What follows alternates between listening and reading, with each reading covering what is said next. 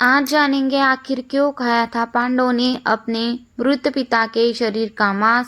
यह बात आज हम जानेंगे। आइए तो जानते हैं। आज हम आपको महाभारत से जुड़ी एक घटना बताते हैं जिसमें पांचों पांडवों ने अपने मृत पिता पांडु का मांस खाया था।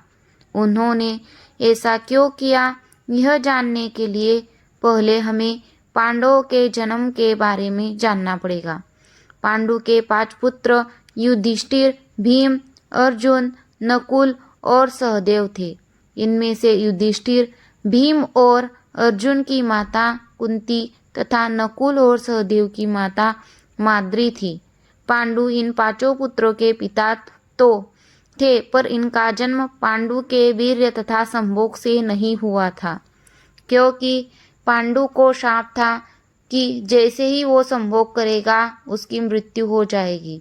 इसलिए पांडु के आग्रह पर यह पुत्र कुंती और माद्री ने भगवान का आवाहन करके प्राप्त किए थे। जब पांडु की मृत्यु हुई तो उसके मृत शरीर का मांस 5 भाइयों ने मिल बांट कर खाया था। उन्होंने ऐसा इसलिए किया था क्योंकि स्वयं पांडु की ऐसी इच्छा थी। चूंकि उसके पुत्र उसके वीर्य से पैदा नहीं हुए थे, इसलिए पांडु का ज्ञान कौशल उसके बच्चों में नहीं आ पाया था। इसलिए उसने अपनी मृत्यु पूर्व ऐसा वरदान मांगा था कि उसके बच्चे उसकी मृत्यु के पश्चात उसके शरीर का मांस मिल बांट कर खा ले, ताकि उसका ज्ञान बच्चों में स्थानांतरित हो जाए। पांडवों द्वारा पिता का मांस खाने के संबंध में 2 मान्यता प्रचलित है।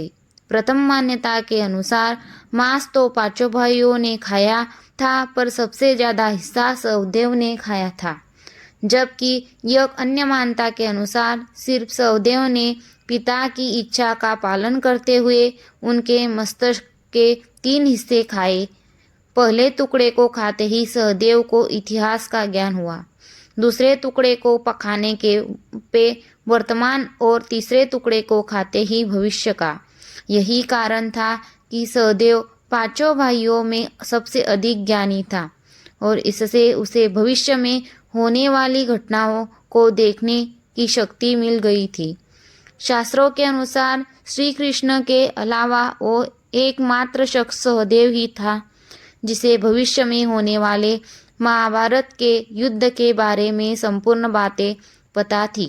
श्री कृष्ण को डर था कि कहीं सहदेव यह बात सब और को न बता दे, इसलिए श्री कृष्ण ने सहदेव को शाप दिया था कि यदि उसने ऐसा किया तो मृत्यु हो जाएगी।